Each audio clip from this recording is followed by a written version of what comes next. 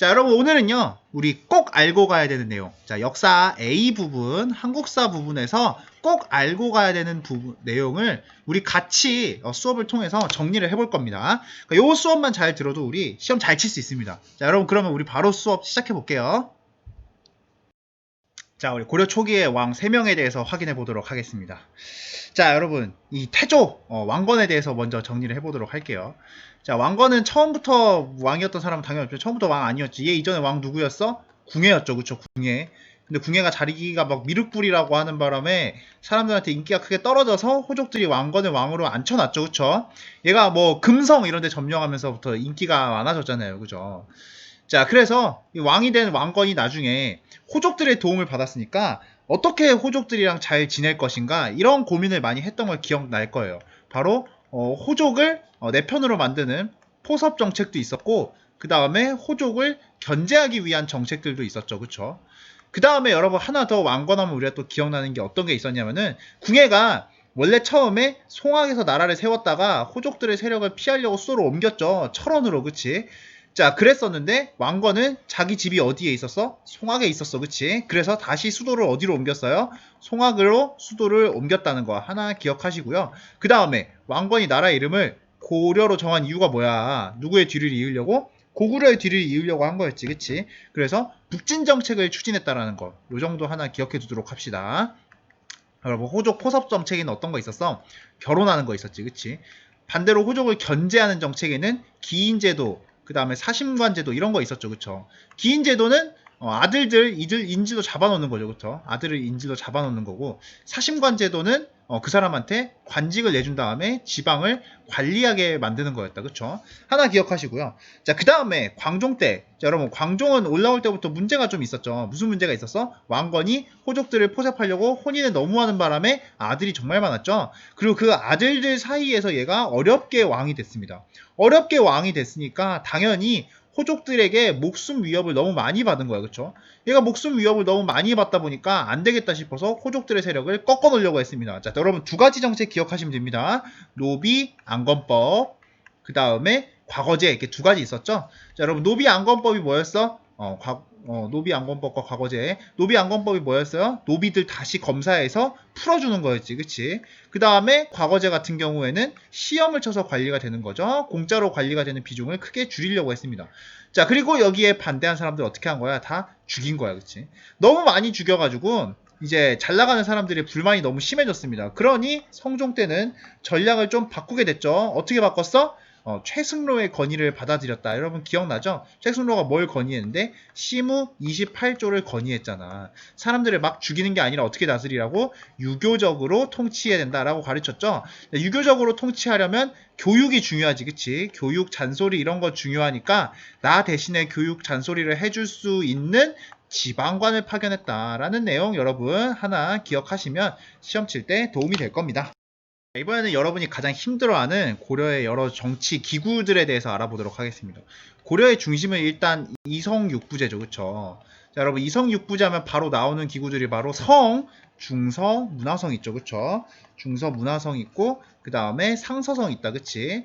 여러분 제일 중요한 기구가 중서, 문화성이었고요. 상서성은 아래에 6개의 부가 있어가지고 실제로 이를 실행하는 것을 담당했다라고 말씀을 드렸습니다. 그 이외의 기구들 몇 개 알고 가야죠. 어사대 뭐 하는 기구였어? 어사, 암행어사 생각하면 된다 그랬지. 그치? 감시, 감차라는 기구였다라고 말씀을 드렸습니다.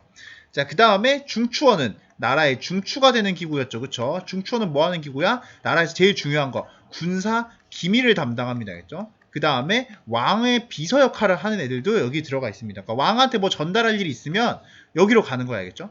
그거 하나 확인하시고. 그 다음에 특별 회의기구들이 있었죠. 그쵸? 잘 나가는 사람들끼리 모이는 회의기구. 어떤 거? 도병마사 있었지. 그치? 그 다음에 도병마사, 식목도감 이런 데 있었죠. 도병마사는 군사일 논의하는 회의였고, 식목도감은 제도를 어떤 걸 만들까? 이런 걸 논의하는 회의기구 되겠습니다. 자, 그 다음에 교육기관도 있었죠. 그쵸? 나라에서 제일 중요한 교육기관, 성내중 같은 교육기관 뭐 있었어? 국자감. 여러분 기억나죠? 자, 그 다음에 자, 여러분 이성육부제가 됐든 뭐 중서문화성이든 상서성이든 어사대든 중추원이든 뭐 이런 데 들어가려면 공무원이 돼야 되잖아요. 그쵸? 자, 공무원 되는 방법 뭐가 있었어? 두 가지 있었죠. 하나가 과거제였지, 그치? 과거 시험을 치는 거. 하나가 음서제 있었죠, 그쵸? 음서제는 뭘로 가는 거야? 백으로 가는 거지, 그치? 즉 쉽게 얘기하면 추천을 통해서 공무원이 되는 방법이었다라는 거 하나 확인을 해 두도록 합시다. 자, 그 다음에 여러분 고려가 또 지방을 어떻게 쪼개서 통치를 했는가 요것도 우리가 알아두면 좋은데요.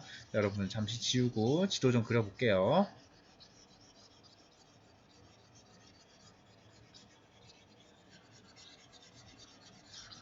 금방 안 지워지네. 죄송. 자, 보겠습니다. 자, 고려가 이렇게 돼 있었죠. 그쵸? 여러분, 요 위에는 고려랑 사이가 안 좋은 거란이 있습니다. 그치? 그러니까 여기는 언제든지 애들이 많이 쳐들어올 수 있는 지역인 거야. 그래서 외적이 자주 쳐들어올 수 있는 지역은 항상 경계한다. 라는 뜻에서 경계하는 행정구역이 설치가 됐습니다. 개였죠, 개. 자, 여러분, 개가 두 개가 있습니다. 그래서 이 개를 우리가 두 개가 있다 그래서 양, 개가 있다라고 말씀을 드렸습니다. 나머지는 5개로 적당히 쪼개져 있습니다. 자, 그래서 우리가 일반 지역은 왔다 갔다 하는 일이 서로 많잖아요. 그쵸? 그래서 도로가 있다라고 해서 도라고 부릅니다. 도가 총 몇 개? 도가 총 5개. 그래서 고려를 우리가 오도 양계 체제다라고 부르고 있습니다. 근데 여러분 이 안에 특별히 차별받는 동네가 있었죠. 그쵸? 특별히 차별받는 동네. 이 동네에서 태어났다는 것만으로 차별받는 동네. 자, 그 동네 뭐라 불렀어요? 향, 소, 부고 묶어서 우리가 특수 행정구역이라고 불렀습니다. 기억나죠? 자, 요거 하나 확인해 두도록 합시다. 자, 그 다음에 우리 아까 공무원에 대한 이야기 잠깐 했었는데요. 자, 여러분, 고려의 공무원을 보면은 승려도 공무원이라고 그랬다, 그치? 그 다음에 일반 문관 공무원 있고요, 그쵸? 그 다음에 잡다한 일을 하는 공무원 있고, 그 다음에 군인들 있지, 그치? 군인들. 무신이라고 부르죠? 군인들에 대한 대접이 좋다 그랬어? 안 좋다 그랬어? 아주 안 좋다 그랬어. 왜? 군인이 되는 과거가 있어? 없었어? 없었습니다. 월급도 낮았습니다. 그죠? 그 다음에 여러 가지 잡일도 너무 많았습니다. 그래서 군인들에 대한 대접이 안 좋았다. 나중에 이것 때문에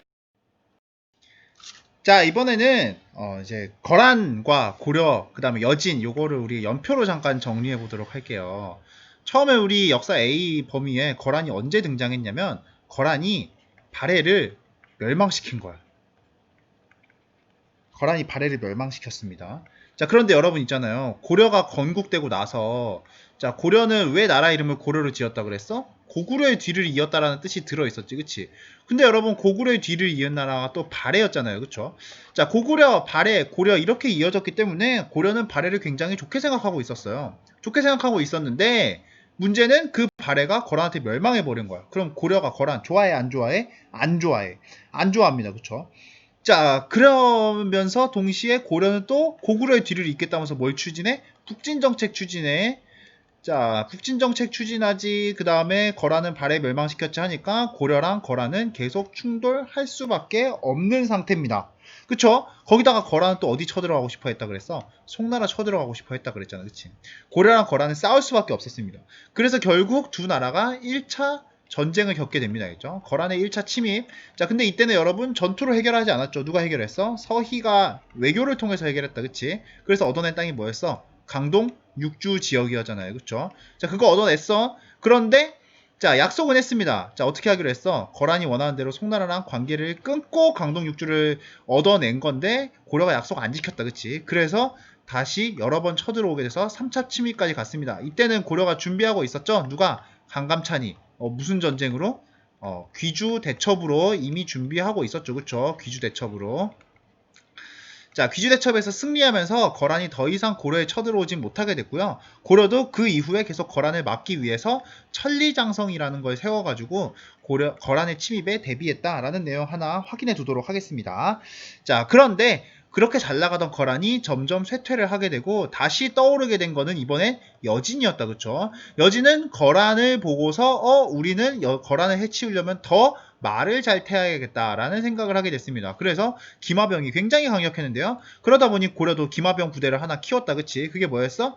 별무반이었다. 그쵸? 자, 별무반을 키워서 결국 이 여진을 일시적으로 몰아내고 9개의 성, 9성을 썼는데 성공을 했습니다. 자, 그러나 여진은 그 이후에 송나라도 무너뜨리고 점점 잘 나가게 된 거지. 점점 잘 나가게 되니 나중에 결국 누가 이자겸이 야 우리 안 되겠다 거란한테 항복하자라고 해서 미안 거란은 여진이죠. 그쵸? 여진에게 항복하는 걸로 결론을 내게 됐습니다. 물론 여기서 항복한 건 진짜 나라가 망한 건 아니야겠죠. 나라가 망한 게 아니라 여진을 잘 대해주기로 결정을 했다라는 거죠. 구선도 다시 나중에 돌려준다. 그치? 그 내용 하나 확인하시고요. 우리 넘어가겠습니다. 네 번째 주제. 자, 고려의 무역. 우리 많은 거 필요 없습니다. 고려에는 개성 바로 앞바다에, 개경 바로 앞바다에 무엇이 있었느냐? 바로 병란도라고 하는 섬이 있었고요. 여기 아라비아 상인도 왔고, 다른 나라 상인들도 왔고, 와서 국제적으로 아주 유명한 섬이었습니다. 그치? 자, 그래서 이 병란도를 통해서 고려가 유럽에 알려졌습니다. 무슨 이름으로? 코리아로. 자, 이 정도는 하나 기억해두면 좋겠네요. 그쵸? 우리 넘어가겠습니다. 자, 볼게요. 이번에는 이자겸의 난과 묘청의 서경천도 운동 정리하도록 하겠습니다. 자, 여러분, 이자겸 같은 사람들을 뭐라 불렀어? 문벌이라고 불렀어. 그치? 혼인으로 잘 나가고 음서로 잘 나가는 그런 친구들인 거죠. 그래서 왕이 이자겸이 마음에 안 드는 거야. 그래서 이자겸을 죽이려고 하다가 이자겸이 반란을 일으켰지. 그게 뭐였어? 이자겸의 난이었죠. 그쵸? 인종 시기 때 일이었습니다. 자, 인종이 척준경과 손을 잡고서 이자겸의 난을 몰아내는데 성공을 했습니다. 자, 그러나 인종 이미 기분이 나쁩니다. 아, 개경 땅에선 사건도 많이 터지고 힘들구나 라는 생각을 하게 됐습니다. 이때 호련이 찾아온 게 바로 풍수지리설에 푹 빠져있는 바로 그분들. 누구? 묘청 있었지. 그리고 정지상 있었죠. 얘네들이 개경은 땅이 안 좋다. 우리 어디로 가자? 서경으로 가자. 라고 하는 운동을 벌였죠. 그게 묘청의 서경 천도 운동 되겠습니다. 자, 그래서 인종이 평양에다가 궁궐도 지었죠. 뭐 지었어? 대화궁 같은 궁궐 지었다라고 말씀드렸지. 근데 여기에 벼락이 쳐서 없어져 버렸죠. 그쵸? 묘청이 서경으로 수도 옮기자 했는데 인종이 결국 대화궁에 불타면서부터 천도를 하지 않기로 했습니다. 화가 났지? 그래서 뭐 했어? 반란 일으켰잖아. 묘청의 난 일으켰죠. 그쵸? 이 묘청의 난 누가 진압했다고? 김부식이 진압했다고요. 그쵸? 그래서 그 이후에 문벌의 힘은 더 어떻게 되는 거야? 더 세지는 거야. 문벌의 힘이 더 세지면 세질수록 군인들은 계속 혹사 당하는 거죠. 그쵸? 하나 확인하시고 우리 다음 주제로 넘어가겠습니다. 자, 문벌들의 힘이 너무 세지면서 군인들에 대한 대우는 더욱더 안 좋아진 거 우리 확인했죠? 영상으로 보여줬었지. 그치? 즉 군인들이 막 계속 지켜야 되고 왕은 문벌들 끼고서 술 처먹고 이런 거 봤잖아요. 그쵸? 그러면서 결국 무신정변이 일어나게 됐습니다. 자, 무신정변 초기에 군인들은 사실 나라를 어떻게 운영해야 될지 전혀 몰랐습니다. 그래서 그냥 자기들끼리의 회의기고 뭐 중방에서 운영했다. 그치? 아주 혼란스러웠었죠? 서로 자기가 대장하겠다고 싸웠잖아요. 이 혼란이 언제 끝났어? 자, 최충원에 의해서. 최충원이 뭘 만들면서 교정도감을 통해서 모든 권한을 다 왕한테 받아오면서부터 혼란이 끝났습니다. 그래서 이 시기 때부터 약 60년 동안 최씨가 알아서 해먹는 시기, 무슨 시기? 최씨 정권 시기가 찾아오게 됐습니다. 자, 최충원은 교정도감을 통해서 자기가 하고 싶은 걸 다 했고요. 그 아들이었던 최우는 자기 집에다가 사람들 뽑고 자르는 인사권을 담당하는 기구 뭘 만들었어? 정방을 만들었다라고 말씀을 드렸죠. 그 다음에 또 이 최씨, 그 다음에 많은 군인들이 자기의 개인 보디가드 부대를 많이 만들었다라는 이야기를 했었는데요. 대표적인 게 바로 도방. 그 다음에 또 뒤에도 나오는 유명한 부대 삼별초 같은 부대 있었죠. 자, 최충원, 최후 이어지면서 굉장한 권력을 쌓고 있었던 최씨 정권 흔들리게 되는 건 누가 들어오면서부터? 몽골이 들어오면서부터였다 라는 내용 우리 하나 정리해 두시고 다음 주제로 넘어가도록 하겠습니다. 자, 여러분, 몽골의 침입으로 인해서 고려는 어떻게 했느냐? 요거 확인해 보도록 하겠습니다. 자, 몽골이 침입을 했습니다. 그쵸? 몽골이 침입을 했는데 몽골은 다행히 말을 타고 다니지 배는 안 타고 다닙니다. 그래서 섬으로 도망갔죠? 어디로 도망갔어? 강화도로 도망을 갔다. 자, 강화도에 도망을 가서 이 싸워서 이기기 너무 어려울 것 같은 몽골을 이기기 위해서 어마어마한 힘을 빌리기로 했습니다. 누구의 힘을? 부처님의 힘을 빌리기로 했죠. 그쵸? 그래서 만든 게 뭐였어? 8만 대장경이 있었어. 그치?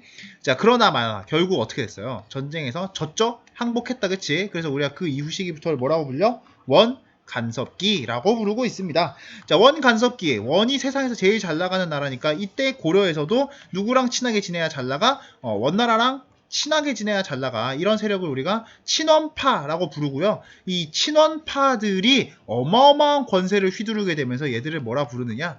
권문 세족이라고 부르고 있습니다.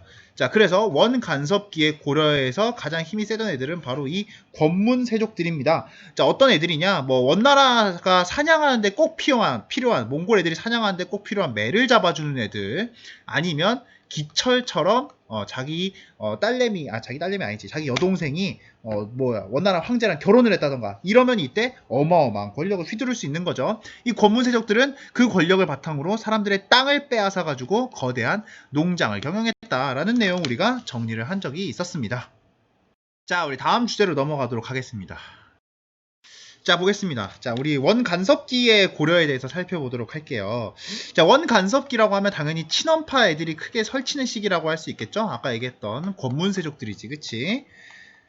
자, 그 다음에 고려는 여러 가지로 급이 낮아졌다라고 말씀을 드렸습니다. 여러분 기억나죠? 황제 못 쓰고 이제 뭐라고 불렀어? 왕이라고 불렀지, 그치? 그 다음에 뭐 전하 뭐 이런 표현 썼던 거, 그 다음에 충삐리리 왕이라고 불렀던 거, 이런 거 기억나죠? 그 다음에 영토 빼앗겼잖아요, 그쵸? 이때 몽골이 영토를 빼앗기 위해서 설치했던 기관들이 쌍성 총관부 있었죠, 그쵸? 쌍성 총관부 있었고, 그 다음에 제주도에 있는 영토를 빼앗기 위해서 만들었던 게 탐라 총관부 있었고, 기억나죠? 자, 이 정도 확인하고 우리 다음 주제로 넘어갈게요. 하겠습니다. 자, 여러분. 자, 몽골이 쇠퇴하게 됐습니다. 여러분 기억나죠? 홍건적에 난 이후에 몽골이 크게 쇠퇴한다라는 내용 우리가 정리를 해드렸는데요.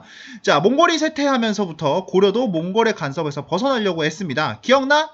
누가? 공민왕 때, 그쵸? 그 다음에 공민왕이 부인을 잃고 나서는 신돈이요. 이때 신돈이 권문세족들의 땅 다시 돌려놓으려고 설치했던 기구가 뭐였어? 전민변정도감 있었죠, 그쵸?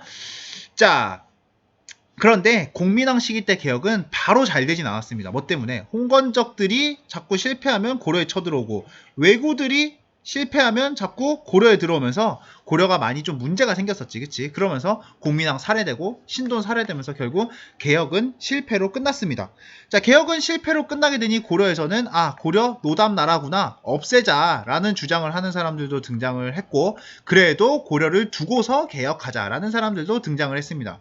반면 중국은 지금 어떻게 됐느냐? 몽골은 계속 약해져가지고 결국 중국인들의 나라 명나라가 건국이 되었습니다. 자, 중국인들의 나라 명나라가 건국이 되었는데, 명나라가 건국된 지 얼마 안 돼가지고 고려와 마찰이 생겼죠. 무슨 마찰이 생겼어?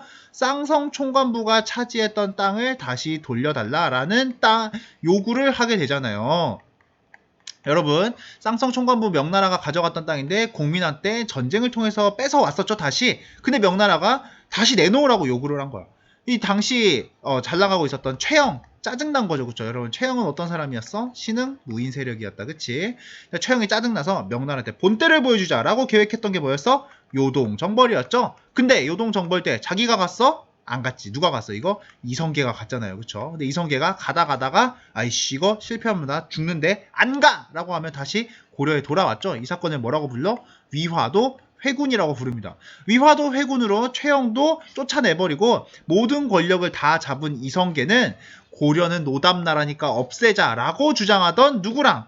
정도전이랑 손을 잡았다, 그치? 그리고 자기가 이제 고려 없애고 왕 되려고 준비한 거야.